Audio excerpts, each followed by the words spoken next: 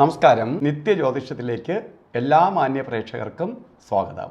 ഇന്ന് 2025 ഒക്ടോബർ മാസം 25-ാം തീയതി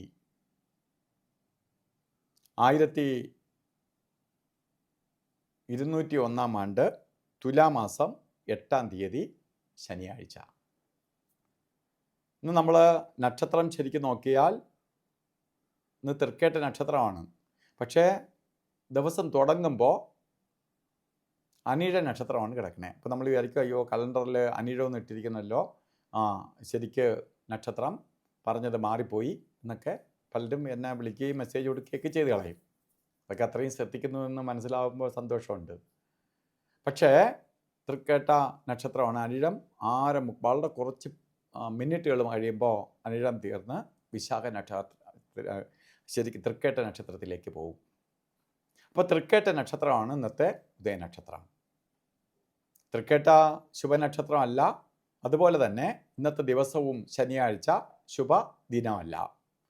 നമുക്ക് ഓരോ ദിവസത്തിന് പ്രാധാന്യം കൊടുക്കുന്ന എന്തെന്ന് വെച്ചാൽ ഈ ഓരോ ദിവസത്തിന് പ്രാധാന്യമുണ്ട്, ആ ദിവസത്തിൻ്റെ സ്വാധീനമുണ്ട്.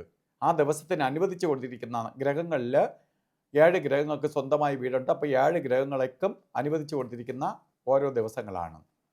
അപ്പോൾ ശനീശ്വരൻ്റെ ദിവസമാണ് ശനിയാഴ്ച. അന്ന് മന്ദത കൂടും, അദ്ദേഹത്തിന് ആധിക്യമുള്ള ദിവസമാണ്. അദ്ദേഹത്തിന് എന്ത് വേണോ ചെയ്യാൻ പറ്റുമോ, അദ്ദേഹത്തിന് അനുവദിച്ചു കൊടുത്തിരിക്കുന്ന ദിവസമാണ്. ആ ദിവസം പൊതുവെ ശനി അത്ര ശുഭഫലത്തെ കൊടുക്കുന്ന ഗ്രഹം അല്ലാത്തത് കൊണ്ട് ആളുകൾക്ക് പലർക്കും കഷ്ടത കൊടുക്കും. അതുകൊണ്ടാണ് നമ്മൾ ദിവസത്തെ മോശ ദിവസമായിട്ട് മാറ്റിവെക്കുന്നതിന് കാരണം. എല്ലാവർക്കും മോശപ്രദമൊന്നും അല്ലായിരിക്കും.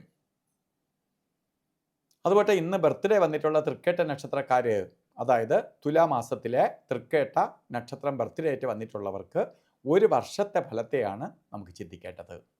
അവിടെ നിങ്ങൾ ഒരു കാര്യം മനസ്സിലാക്കണം. നിങ്ങളുടെ ജാതകത്തിൽ ശനി സ്വക്ഷേത്രത്തിലോ ഉച്ചരാശിയിലോ ഒക്കെ നിൽക്കുകയാണെങ്കിൽ ഈ ശനിയാഴ്ച വന്നതുകൊണ്ട് ദോഷമൊന്നും ചെയ്യത്തില്ല. അങ്ങനെയൊക്കെ പറഞ്ഞ അതും ഒരു വിഭാഗക്കാർ മാത്രമേ കാണത്തുള്ളൂ, ഒരു പെർസെൻറ്റേജ് കാണുള്ളൂ. കൂടുതൽ പേർക്കും ശനി അനിഷ്ട സ്ഥാനത്തായിരിക്കും. അതൊരു വർഷത്തെ ഫലത്തെ ചിന്തിക്കുമ്പോൾ സാമ്പത്തിക നഷ്ടം, ശാരീരിക ബുദ്ധിമുട്ട്, കാര്യതടസ്സം, രോഗായ ദുരിതങ്ങൾ, ശത്രുഭയം, ആക്സിഡൻറ്റ് ഒക്കെ വരാൻ സാധ്യതയുള്ള ഒരു വർഷമാണ്. അപ്പോൾ നമ്മൾ വളരെ ശ്രദ്ധിക്കണം, വളരെ സൂക്ഷിച്ചു കൊണ്ടുപോകണം. ഇതൊന്നും നമുക്ക് എഫക്റ്റ് ചെയ്യാതിരിക്കാൻ വേണ്ടി ശനീശ്വരനെ പ്രീതിപ്പെടുത്തണം. ശാസ്താവിന് ശനിയാഴ്ച നീരാഞ്ജനം കത്തിക്കണം, ശനി വ്രതം നോക്കണം. അതുപോലെ സൂര്യഭഗവാനെ നമുക്ക് പ്രാർത്ഥിക്കണം. ഇതൊക്കെ ചെയ്ത് കൊണ്ടുപോകുമ്പോൾ ഈ ദോഷത്തിൽ നിന്ന് നമുക്ക് അതിജീവിച്ച് പോകാൻ സാധിക്കും. അതുപോലെ ഇന്നത്തെ ദിവസവും ഓരോ കാര്യങ്ങൾ ചെയ്യുമ്പോഴും ഓരോ കാര്യങ്ങൾക്ക് ഇറങ്ങുമ്പോഴും നമ്മൾ വളരെ ശ്രദ്ധിച്ച് വേണം ഓരോ കാര്യങ്ങൾക്ക് ഇറങ്ങാൻ. ഓരോ കാര്യത്തിന് തുനിയുമ്പോഴും വളരെ ശ്രദ്ധിച്ച്, കാരണം സമയം നല്ലതല്ല. അപ്പം പ്രധാനമായിട്ട് നമുക്ക് രാവുകാല സമയം നോക്കി, ആക്സിഡൻ്റ് ഒക്കെ വരാൻ സാധ്യതയുണ്ടെന്ന് പറഞ്ഞതുകൊണ്ടാണ് രാവുകാലം നോക്കി ഇറങ്ങണം. വണ്ടിയൊക്കെ എടുത്തുകൊണ്ട് ഇറങ്ങുമ്പോൾ രാവുകാല സമയം 9 തൊട്ട് 10:30 മണി വരെ എന്ന് കലണ്ടറിൽ രേഖപ്പെടുത്തിയിട്ടുണ്ടെങ്കിലും കറക്റ്റ് 9:13 തുടങ്ങുള്ളൂ. 10:41 കൂടി രാവുകാലം അവസാനിക്കും.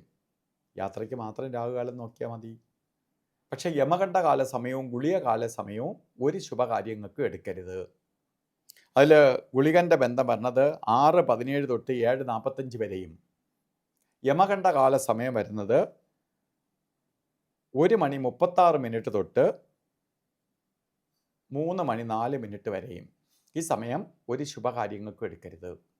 ഇന്ന് നമ്മൾക്ക് വസ്ത്രധാരണത്തിന് വളരെ പ്രാധാന്യം കൊടുക്കണം.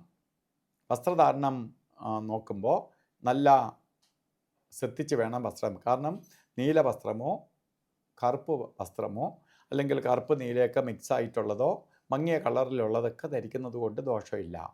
കാരണം ഈ കളറുകൾ നമ്മളിലേക്ക് ശനിയുടെ നെഗറ്റീവിനെ മാറ്റി പോസിറ്റീവ് വലിച്ചെടുക്കാൻ സഹായിക്കും. അതുകൊണ്ടാണ് വസ്ത്രധാരണത്തിന് പ്രാധാന്യം കൊടുക്കുക. അപ്പോൾ ഇന്നത്തെ ദിവസം ശനീശ്വരൻ്റെ അനുഗ്രഹത്താൽ നല്ലത് വരട്ടെ എന്ന് പ്രാർത്ഥിച്ചുകൊണ്ട് നിർത്തുന്നു. നന്ദി, നമസ്കാരം.